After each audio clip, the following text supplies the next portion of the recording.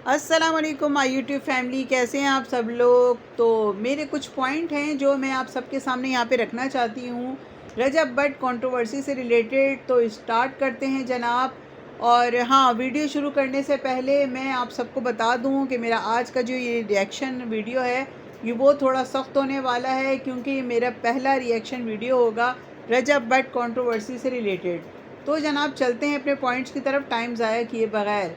तो जनाब मुझे नहायत हमदर्दी हो रही है, मुझे तरस आ रहा है, मुझे नहायत दुख हो रहा है रजब भट्ट और उसकी किस्मत पर कि कैसे कैसे लोगों ने इस शख्स को अपने मफाद की खातिर यूज़ किया, कैसे कैसे उसकी नेकियों के एवज़ उसकी पीठ पे खंजर घोंपे, कैसे इस शख्स से फ़ायदा उठाकर फिर इसको पीठ दिखाकर किस तरह भागे हैं। तो चले नाजरीन, कुछ डिटेल में बात स्टार्ट करते हैं। और शुरू से आपको बताती हूँ कि जब ईमान शादी करके रजब भट्ट के घर पहुँची तो सबसे पहले उसने इस बात का ड्रामा किया कि मैं व्लॉग्स में नहीं आ सकती। आप सबको याद तो होगा। तो जनाब रजब भट्ट और उसकी फैमिली ने कहा कि ठीक है, आप नहीं आना चाहती तो कोई बात नहीं, आपकी अपनी मर्ज़ी है, आप आज़ाद हैं अपने फ़ैसले लेने में। जब आपका दिल करे आप आ जाना रजब के व्लॉग्स में, और अगर नहीं तो ना सही। और इस सिलसिले में किसी ने भी ईमान को फ़ोर्स नहीं किया।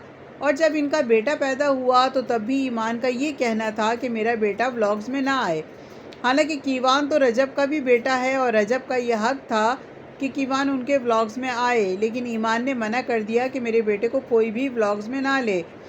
और फिर जब ईमान रजब भट्ट के घर मौजूद थी तो ये भी कहती थी कि रजब भट्ट के दोस्त मुझे पसंद नहीं। हर वक्त उन्होंने रजब को घेरा हुआ होता है, कभी वो हमारे घर होते हैं और कभी रजब उनके घर चला जाता है। और गैर महरम कहकर ईमान ने रजब के दोस्तों की मौजूदगी को नापसंद किया।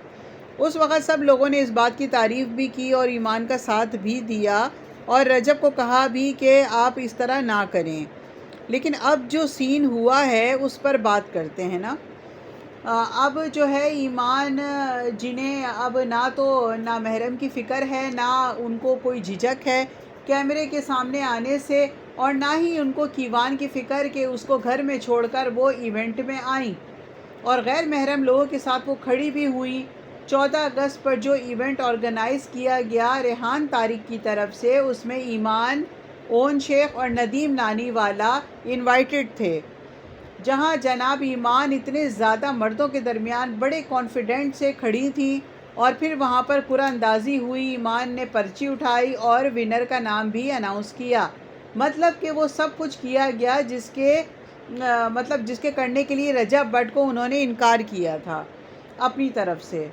बात यह है कि शोहरत और इज़्ज़त देने वाली अल्लाह की ज़ात है, और अगर आज रजब भट्ट ज़्यादा तालीम ना होने के बावजूद भी इस मकाम पर है तो ये अल्लाह ताला की देन है।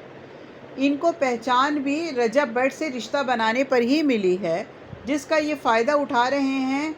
100 बातों की एक बात है, इनको जाना ही रजब भट्ट की वजह से जाता है, और जो सच है ज़ाहिर है वो सच है।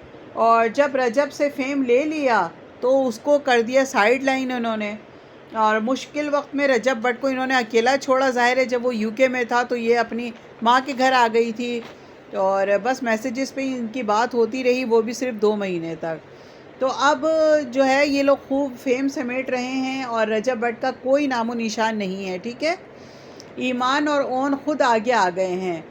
तो रजब आप अपनी नई ज़िंदगी शुरू करें, ठीक है, और इनको छोड़ दें, कोई फ़ायदा नहीं है दोबारा इनसे पैचअप करने का।